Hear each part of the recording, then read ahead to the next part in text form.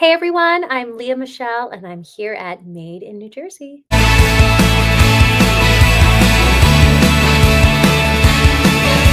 on 95. Hit the turnpike, we're only in Jersey tonight. Hi, thank you so much for having me.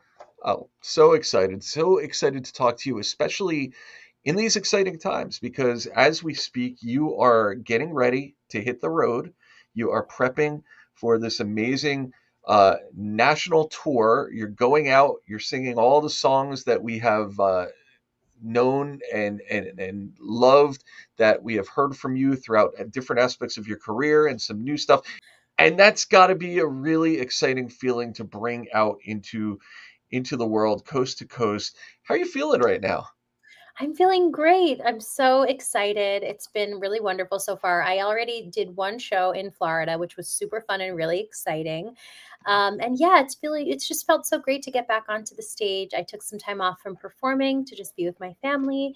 And it just really does feel so wonderful to be back performing and singing songs and connecting with audiences. So I'm very excited to make my way to Jersey, which Mhm. was my home for so many years, and especially Englewood, which is so special to me. I grew up in Tenafly, but obviously Englewood is right next door to Tenafly. But Englewood is actually where the open call for Les Mis on Broadway was held, and that's where I went on the audition and booked the show, and my life changed. So I owe a lot of thanks to Englewood and to New Jersey, and yeah, I just have such great memories of growing up there. Yeah, and I'm sure there's a lot of local excitement, particularly for that show.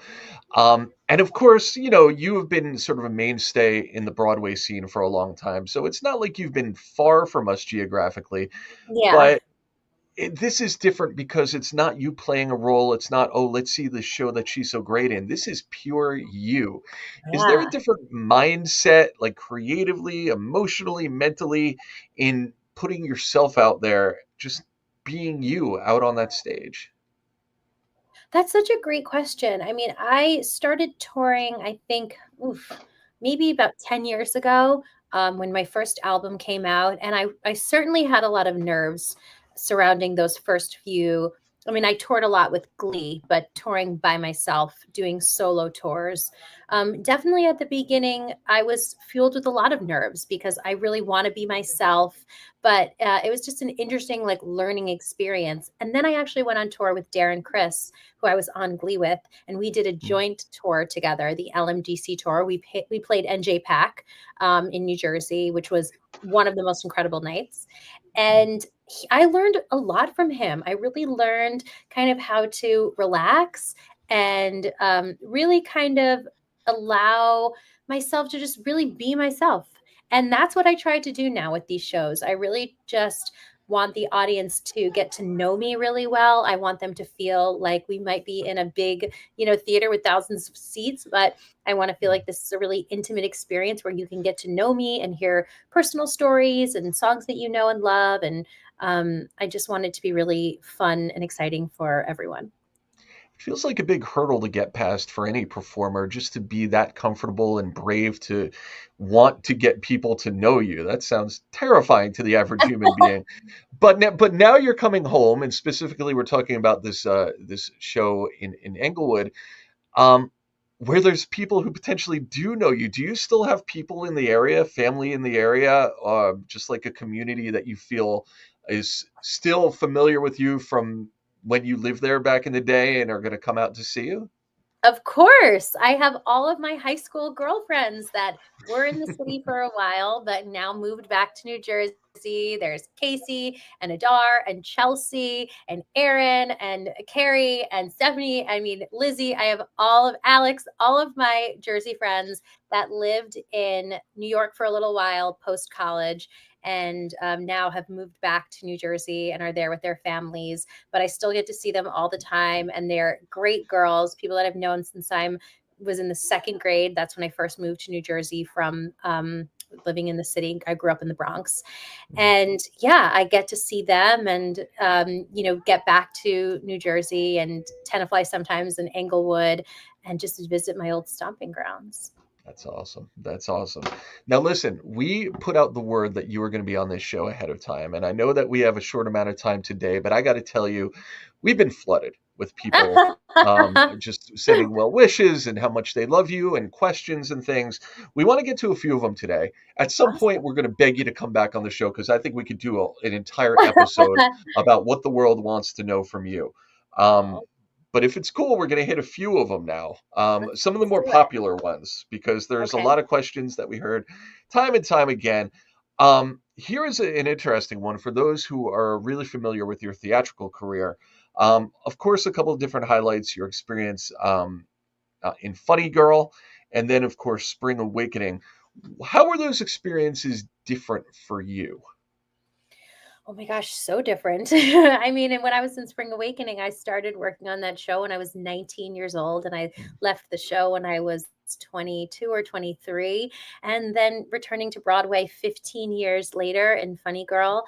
I'm married now, I have children, and very different experience being on this stage as an adult and playing a role that I've been wanting to play for so many years.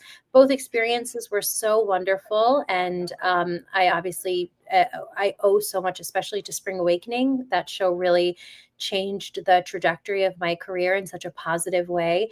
But Funny Girl was honestly one of the most incredible professional experiences of my life, and to take all of the knowledge that I've like learned over the years and the growth, and to be able to apply that to that whole experience, just really made it so fun for me. And yeah, but really blessed to be able to have had such awesome experiences on the stage.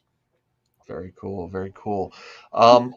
If you had the ability to choose a dream role, whether it's on TV or on stage, um, something you haven't done before, whether it's the specific type of role or maybe even a totally different kind of show, Yeah. what would be on that list? What would be that thing that you would love to do that you've never done before?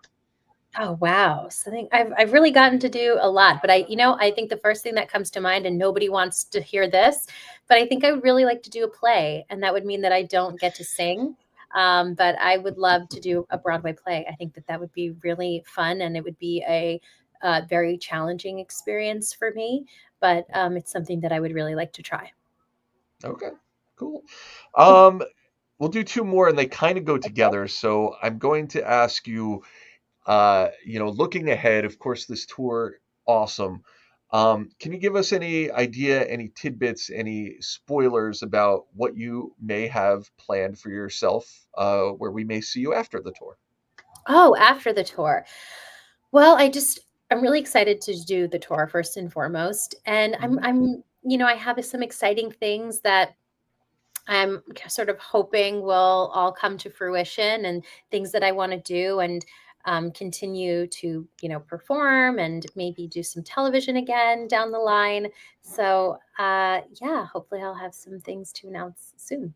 Fingers crossed. Fingers Yeah. crossed. Um, and second part, and this is not only the most popular question we got, probably a question that you hear every day of your life. Oh my Have God. there been any talks? You know where I'm going with this. Has there been any talks about a Glee reboot or a revival? Are we bringing back the old cast, or perhaps focusing on a new generation? That's a great question. Nothing that I can say, concrete. But all I know is that for me, I truly love Rachel Berry. Um, Glee was a beautiful experience, and I would absolutely love to revisit her and get to see her again and say hi. I think that that would be a lot of fun. I think a lot of people would be very, very stoked for that as Yeah. well. Now, listen, again, thank you so much. I Thank know you your so time is much. limited. But before we let you go, um, we've got to, hopefully, you have a couple minutes. We want to take you for a ride on what we do each and every episode. We Oh, call this yeah. the Jersey Dozen. Are you ready Yes. to I'm ready. hop I'm on? ready. All right, here we go. And this is going to be unique because um, you do have that New York in you as well. So we're Right. going to kind of test your loyalty here a little bit. Let's see Exactly. how Jersey you are. Okay. Here we go. Favorite Jersey Shore town? Favorite Jersey Shore town? Yes. What's your favorite Jersey Shore town? Like the Jersey Shore. Well, I mean, is there a specific area of the shore? Is there a town that you've been to that you remember? Or you're not a shore person, perhaps, I'm like a many of Philly us? Shore person right now. So my husband is from Philly. So we're at Ocean City, Philly side of the shore right now. So I'm a little bit of a traitor, but that's where I am right now. Okay, okay, we're going full transparency here. Cool. Um, Quintessential New Jersey TV shows: The Sopranos or Jersey Shore? Oh man. I mean, when you say like quintessential, it might be Sopranos. I mean, love my girl Jamie Lynn. I'm just like a Jersey Shore fan, like to my core. Like literally, I rewatch episodes all the time. So I love the Jersey Shore. All right, we're gonna log that as a Jersey Shore vote. Yeah. Uh, Favorite New Jersey pizza? Favorite New Jersey pizza? I can't. I'm New York. This is where you lose me, and this is where I Ooh. say, like, go over the bridge and go to New York. Okay, okay, okay. We're gonna hear about all these things on social media, I think, after we put this episode out. Springsteen or Bon Jovi? I love John Bon Jovi, but I listen to Bruce Springsteen almost every day. Okay, okay. Wow. Um, Best live show memory in New Jersey? Definitely NJPAC with Darren. It was so incredible. I just felt so much love from and everyone in New Jersey. Um, and a lot of my family came like from New York. My girlfriends came from New Jersey to see me, and we had so much fun. I just remember it being one of the most lively, loud, fun, and engaged crowds I've like ever performed to. And that was during LMDC tour that we did. That was the best. Cool. Parkway or Turnpike? Do you have a highway preference? Turnpike. Okay. There's Any sure. reason why? I feel like that's what like we would take all the time. Okay. Yeah, yeah. Depends where you are in the state. Yeah, that makes sense.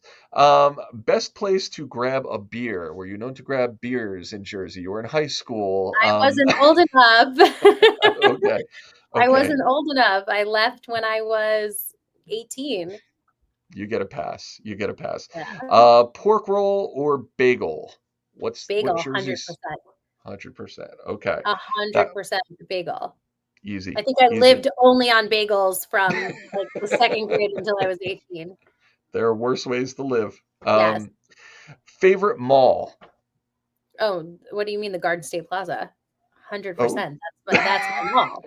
She said, "What do you mean?" As if That's like my there's no mall. other. That's 100%. I park by the Nordstrom, walk into the Nordstrom. I also like the Riverside. I think it's called like the Riverside Mall, Mhm, which was a smaller mall, but the Garden State Plaza is my mall. And when we were on the Glee tour, we were doing like mall tours, and I mhm. remember like telling all of the cast being like, this was my mall like growing up, and like here we are. And like I remember like all the stores. I would stop at like Steve Madden, which was on the second floor, then make my way to Abercrombie and Fitch. It was like I had my whole like routine of where I would go. I think it was CPK or Cheesecake Factory. CPK I think was at Riverside. So it was Mhm. Cheesecake Factory that was at the mall, and that's where we would go and like eat food. Or it's Houston's, Nice. but yeah. Very nice. Very nice. Jersey icon they should name a rest stop after. Now, I don't know if you're familiar with that trend. They've been starting to name rest stops after Jersey-born celebrities. Um, who do you think deserves that distinction? I have the list of who actually exists to cross-check you, Oh, but give me like two so I know what we're like no, working I'll with. do the rundown. We've got Bruce Willis, Frank Sinatra, Celia Cruz, Judy Blume, Bon Jovi, Whitney Houston, Larry Doby, I'll Connie stop you Chung. right there. Let's give it to Snooki. She deserves a stop. She brought so much joy to everyone at the shore. Let's give her her own rest stop. Beautiful, beautiful. I like it. All right, two more questions, real quick. New York teams or New Jersey teams? New York. Okay. Oh, My dad would kill me if I didn't say New York. Okay, we're cutting the feed right now. Just kidding. Hey, you're Oh, being. cut the last question. Oh, it's all good. We got one more question to go. You're gonna redeem yourself here. Why do Okay. you love Jersey? And our only request is make it kick ass. Just Oh my God, I love New Jersey because for me, it was the greatest place to grow up. That was just a stone's throw from New York City. I would literally work on Broadway at night and drive in the morning and go to school in New Jersey and get a great education and great friends and just the most amazing place to live, but while also being so close and exposed to Manhattan and to have that accessibility growing up, I think was really incredible. excellent, excellent. And it'll be incredible to have you back as part of this Thank tour, you of so course. much. Uh, yeah, thank you for taking the Great time. chatting Thank you with for you. checking us out. And we Of will see you next course. time here Yeah, on see you. Made in Thank you Jersey. so much.